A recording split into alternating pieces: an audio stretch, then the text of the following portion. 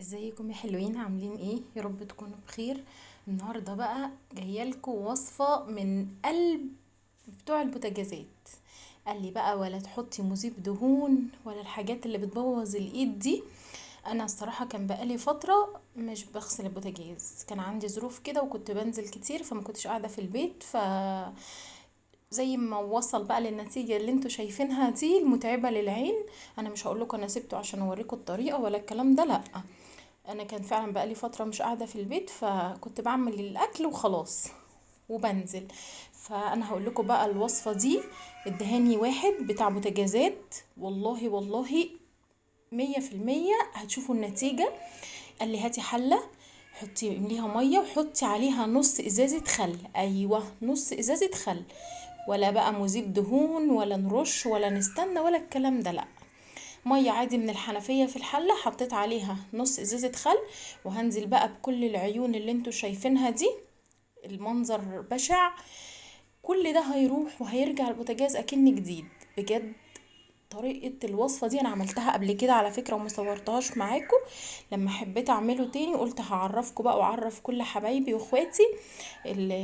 الطريقة دي بجد حلوة. الناس اللي بتتعب من مذيبات الدهون والريحة والبور والسترس والحاجات دي، جربي بقى الطريقة دي وادعيلي.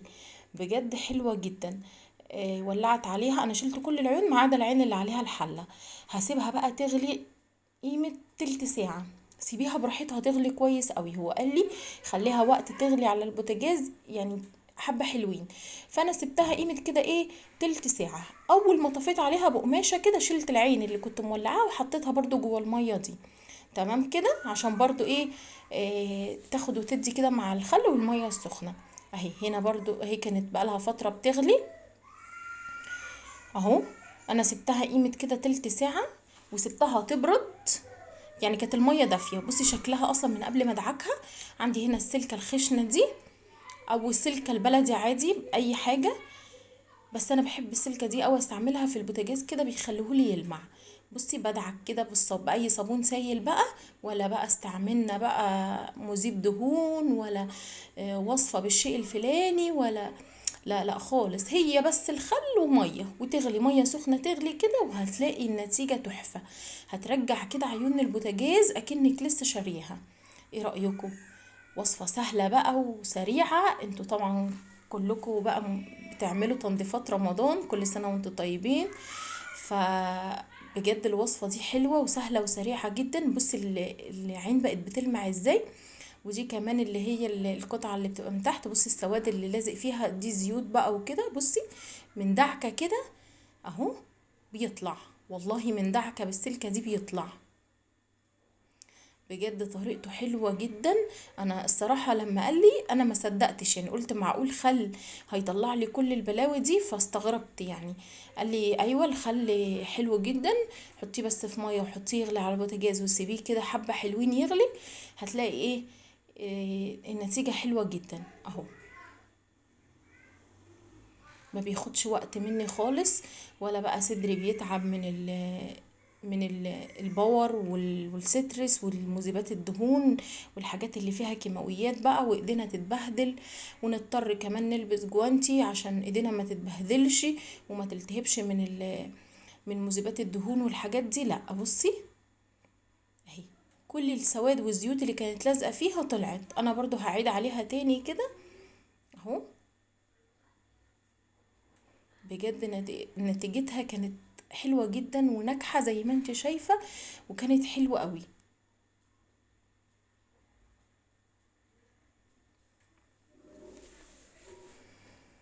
انا جربت الوصفة دي قبل كده زي ما قلت لكم وما صورتهاش معاكم. كنت اول مرة اجربها لما قال لي، بس حبيت بقى المرة دي قلت ايه، بما اني هغسل بوتاجاز وكده قلت ايه اجرب الوصفة تاني معاكم. عشان بجد كل اللي بيخاف من المذيبات بتاعة الدهون واللي، بصي المية اصلا ما كانتش لسه بردت كانت دافية.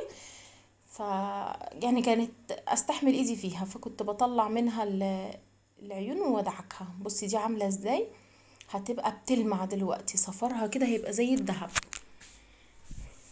زي ما قلت لكم حبيت اجربه بقى، قلت ايه بما اني هغسله النهارده فحبيت بقى اجرب الطريقة دي معاكم، بجد منجزة كده ومش متعبة، ولا هتبهدل ايدك، ولا هتتعب صدرك، ولا الكلام ده خالص، ولا ان احنا بقى نلجأ نشتري اللي هي المنظفات المذيبات للدهون بالشيء الفلاني، والحاجة غليت جدا وهتلاقوها بقى زادت الضعف. لا خالص، زيت الخل ده رخيص جدا على فكرة. هاتي اي نوع، مش لازم الانواع الغالية، هاتي اي نوع خل و... وحطيه كده، حطي نص الازازة وسيبيها تغلي بقى كده ايه مع العيون كده، تاخد وتدي كده. وبصي بتلمع ازاي، تحفة بجد، بيرجعهم لي اكني كده لسه ايه يعني شارياه. ودي بصي القطعه اللي هي بتبقى الغطا من فوق، بصي كانت عامله ازاي. بصي اصلا الدهون اللي طالعه في ايدي مكان بقى لبن بيدلق على العيون، ومكان القهوه لما بتفور. بصي كله طلع اهو في ايدي من دعكه واحده، كله طلع. بصي اللي نازل في الحوض، السواد اللي نازل في الحوض. بصي حتى الحته اللي من ورا دي اهي ظهرها، بصي عامله ازاي، بصي بتلمع ازاي، بتلمع كده بتبرق. هنا بقى كنت دعكتي كمان البوتاجاز، حابه بقى ترشي عليه بقى ستريس براحتك، حابه بالسلكه الخشنه دي وصابون سائل وحبه ميه سخنه، وهيبقى قشطه معاكي. ما تغرميش نفسك وما تكلفيش نفسك بقى ولا الكلام ده كله. انا طبعا غسلته بقى بعيد عن الكاميرا، يعني نقعته في ميه سخنه كده، من ميه على فكره نقع العيون، الميه اللي هي المغليه بالخل، حطيت حبه كده نقعتهم، وحطيت حبه بريل والسلكه الخشنه دي ودعكته. اهم حاجه قالها لي كمان ان انا اجيب منديل او قماشه وانشف الحته دي، عشان بيقول لي في ناس كانوا بيغسلوه وما بينشفوهاش، فبتلزق كده في البوتاجاز ما بتطلعش. تمام. ما بتطلعش، فبنضطر ننشرها كده عشان نطلعها. طبعا هينشرها هتبوظ، هيجيب غيرها. فهو بيقول لي خلي بالك من الحته دي، نشفي كده الايه القطعه دي، لان بيبقى جواها ميه، عشان ما تقفش في البوتاجاز وتصدي. فاهمين قصدي؟ اهو. فبمنديل كده او بحته قماشه نشفيها كويس وركبيهم. وده كان شكل البوتاجاز بقى بعد ما خلصته. بجد بيبرق النظافه حلوه قوي قوي قوي. بس الواحد ساعات كده بتحصل له ظروف بقى، بيبقى غصب عنه. فبجد جربوا الطريقه دي، هتعجبكم وهتدعولي. بجد حلوة قوي، منجزة كده وسهلة، ولا هتتعب صدرك بقى، ولا الريحة بقى، ولا ايديكي هتتعبك وتتبهدل من المبيدات، ولا هتضطري بقى تلبسي جوانتي والكلام ده كله. لا خالص خالص. بجد جربيها، سهلة جدا جدا جدا. وازازة الخل يعني مفيش ارخص منها اهو. تحفة بجد، كان بيبرق كده بيبرق. مش عايزه اقول لكم منظره بيبقى لما ببقى لسه غسلاه كده، ببقى مش عايزه حد يجي جنبه خالص خالص.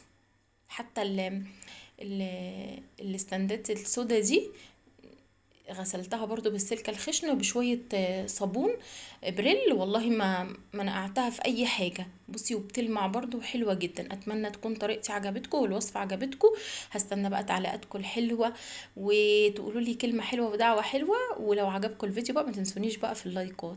اشوفكم بقى في فيديو جديد، واقول لكم مع الف سلامة، متعوا عينيكم يلا بقى، وبسرعة جربوا الوصفة حلوة جدا بجد، هتعجبكم. اشوفكم بقى في فيديو جديد، واقول لكم مع الف سلامة. باي باي.